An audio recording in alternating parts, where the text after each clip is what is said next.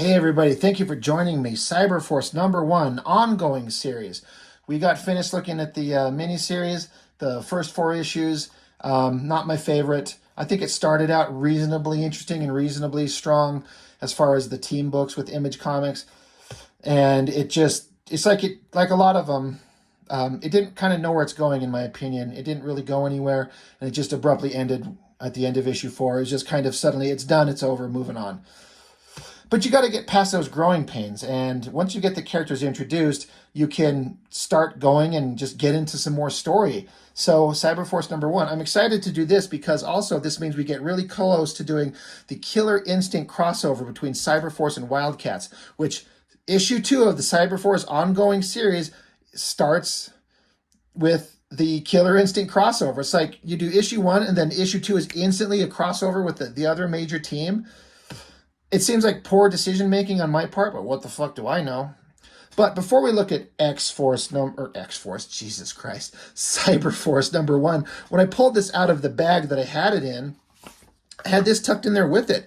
Cyblade, Cyberforce Origins, Origin. For Cyblade? Like, I forgot this thing even existed.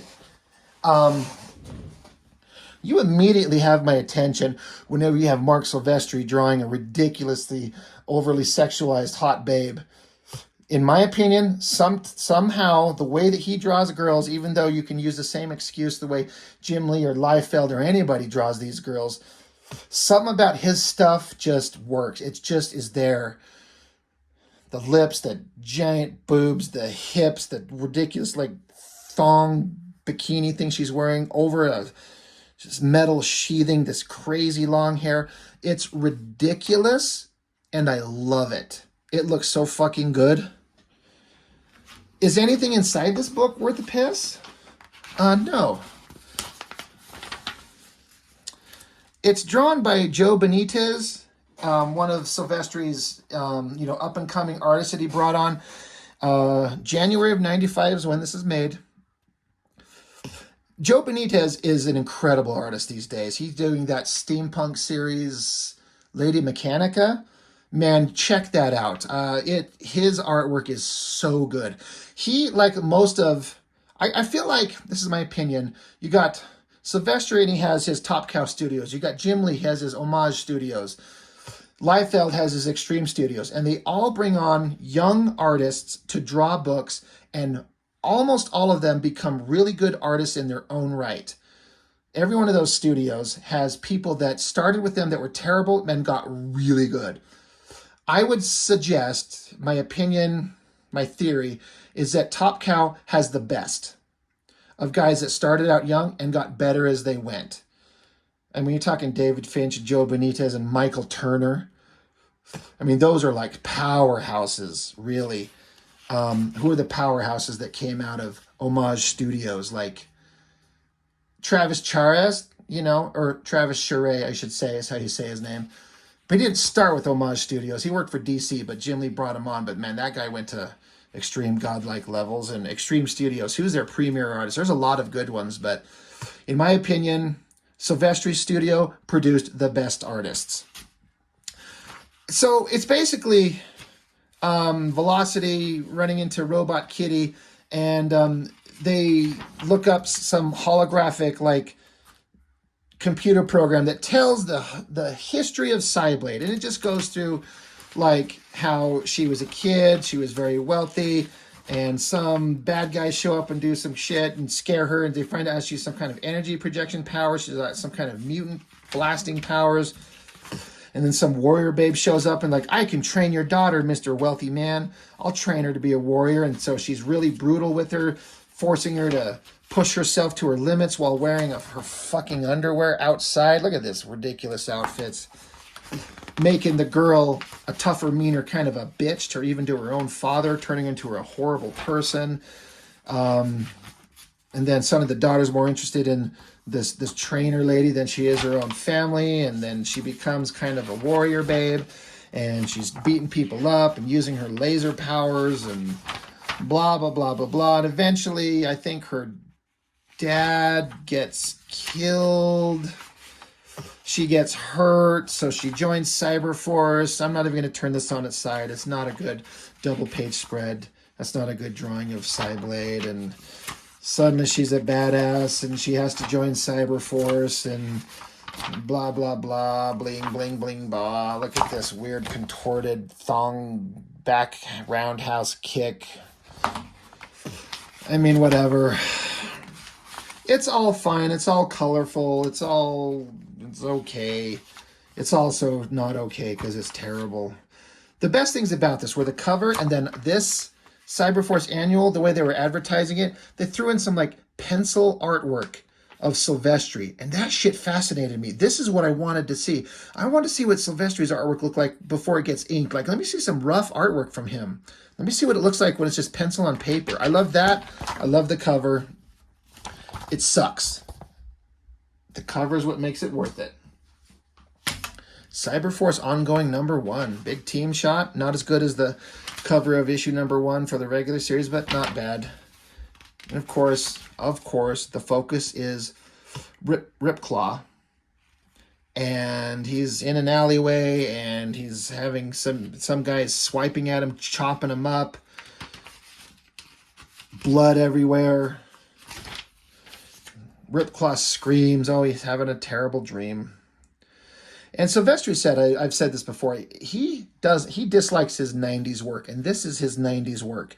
And I have to agree that this is not the best he's ever done. He's done better work before this, years ago, and he does better work years later. But this where he's basically trying to imitate Jim Lee, because that's where all the money is, that style, that vibe, the big awesome splash pages and anchor shots of hot girls and buff dudes and violent guys that make the pages interesting to look at and very interesting for people to want to buy the original artwork and pick up the books, because it's just this big image comic 90s nonsense. It still looks good. It's still Silvestri, but even he doesn't like it. And it's just, there's no heart and soul to it. They were trying. Velocity, she's running around, and then she just runs across some giant robot crabs, and she's trying to get away, and they're trying to get her, and she's doing some jump flips with, of course, you got to have her back arched because you got to have that sexy ass shot. She's smiling. She's not too concerned. I guess it's a training exercise. And so Ripclaw shows up being a douchebag, and he's like, they can't actually hurt you. It's training. So defeating them is a false sense of security. You need an opponent who can actually cut you. And so he's going to grimace at her, and she's kind of like, well, hold on, slow down. That's a pretty good drawing of that face right there. I like that face. It looks good. But no, Robert Ripclaw, he's not having it, so he does a swipe, chops that tree. I kind of always like that. So she takes off. In theory, she should be able to get away from him because her whole powers are running fast. So if she wants to get away, she should. Now, I haven't looked through this comic in a long time. And again, not to sound like a juvenile douchebag, just like I was over here talking about this cover of Cyblade and the way that Silvestri draws sexy girls. I was always looking for that, especially because he has a girl with long, dark hair. I mean, so does Jim Lee. That's voodoo, right? The hot girl with long, dark hair. You got Cyblade with long, dark hair. So I was always looking for him to do a sexy image of the girls of the characters, or the image of the girl characters. And here we have it. Now, besides the fact that she's standing there in like skin-tight like yoga pants and a coat, and she's got her ass sticking out because, you know, hot. I love that face. The simple lines. It's just a few marks. Like, if you could see, like, there's barely a line. I gotta get my little pointer out. Where's my little pointer?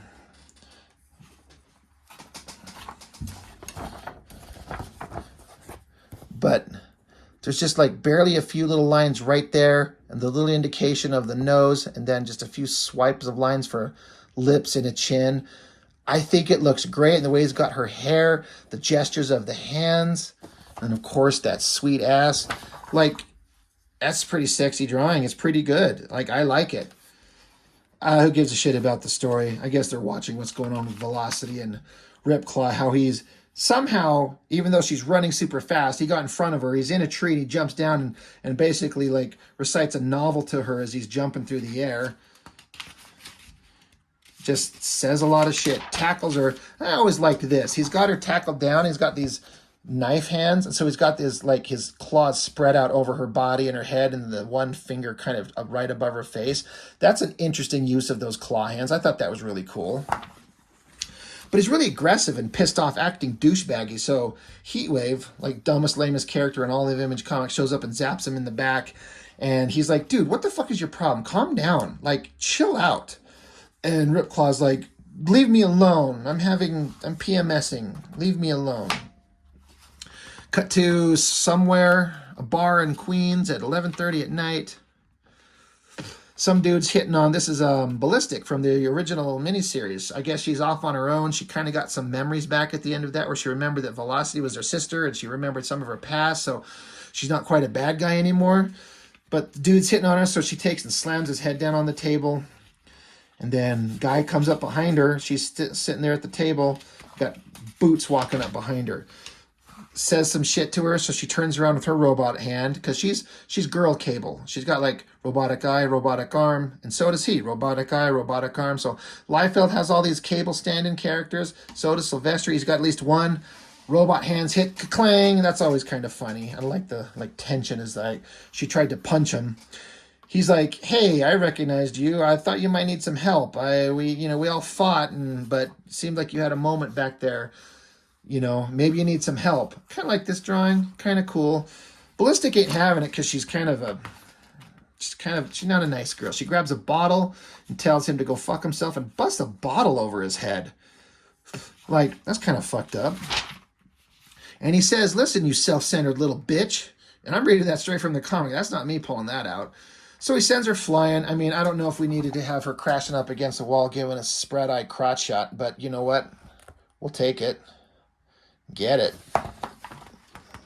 They're having some words. She comes charging at him. She's like, you don't own me. I don't need to do what you want me to do. So they tackle each other and fight. So we got Velocity upside down. I kind of dig all this mask and gear hanging off it. And she's in this upside down tank in her underwear. Oh my God. Anyway, they're like, all right, she's all right. She's not hurt. Where's Ripclaw? He's like, oh, he's in his room.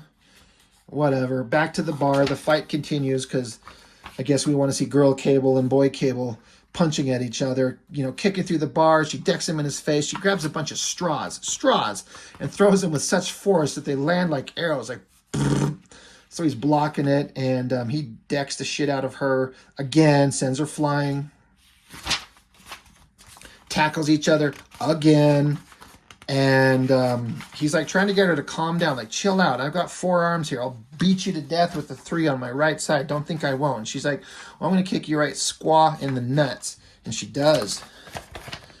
She racks his balls and he drops to the ground. He says, oh, nuts. Yeah. I guess it's superhero sex, like they're fighting and flirting. I bet they end up fucking later if we're being honest. So back to Ripclaw. He's out roaming the rooftops, and somebody comes diving after him from behind, grabs onto him, smashes down through a building. There's a couple in bed. They're banging it out, but they're interrupted by Ripclaw and somebody who just starts shredding him again. Blood is flying. They kick Ripclaw out the window. He's yelling and screaming, lands on some ledge.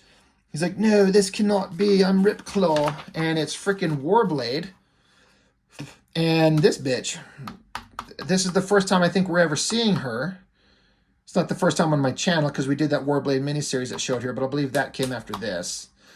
I've gone on a lot about Warblade's stupid outfit, but I'm always here for a Silvestri female figure. Like, this is one of the most basic poses as far as men and women's figures when you're learning to draw. Just standing there, not straight on, but at like a slight angle, turned to the side. So I've drawn this basic type of stuff a billion times. You got the head, you got to get these shoulders that matching up with the pecs and get that big upper body and getting the legs in proportion, having the hands fall in the right place. And you do the same thing with the girl, and you're always trying to draw it, but you're always putting in these exaggerated, sexy girl curves with like this upper body rib cage and then her waist, and then getting the curves of like the stomach coming down, meeting into the hips and curving into the legs and getting the ass right. And then, as dumb as it might sound, but when you're drawing these things, you're trying to draw sexy comic book, flawless figure girls. Getting the shape of their titties exactly right is hard. You can really screw it up and make it look dumb. And if you're not careful, it looks over-exaggerated or it looks mutated and weird. Silvestri kind of nails it most of the time. That's pretty good stuff. But back to the story, for whatever it is, Warblade, you know, sticks his finger out and like stabs. Oh shit, it was all a dream again. He wasn't actually out there. He was just dreaming again of Warblade killing him. I was talking about how I loved Silvestri drawing hot girls, especially the girls with the long dark hair. Once again, I thought that drawing of Cyblade, I mean, she's got like 36 double Fs. I don't know how those work, but again, it's a comic book. It's exaggerated proportions. I mean, all the dudes are big muscly fuckers, and the girls are all, of course, going to be crazy sexy, but I just think that drawing looks great. And then even this little ridiculous drawing with her crazy long legs from her hips to her knees, like, yeah, the proportions are crazy long. And then this face of her right there, like, I like it. It's good. He draws some hot girls. He's a good superhero artist. He draws some good shit. But anyway, Ripclaw yells, they all jump up, and he's gone. To be continued. So where is he going? He's going off into Killer Instinct. Part 1 continues in Wildcats number 6. So we'll have to look at Wildcats number 5 first, which we will, because it's the same thing. It's the first issue after the regular miniseries, and then the next issue after that goes into the Killer Instinct crossover. Only minor differences, like Silvestri started over with issue 1. Jim Lee just continued his miniseries. He did 4 issues, and the next issue was just issue 5. He just kept it going because he just wanted to be that way. So, letters, pages, fan art. That stuff was always fun.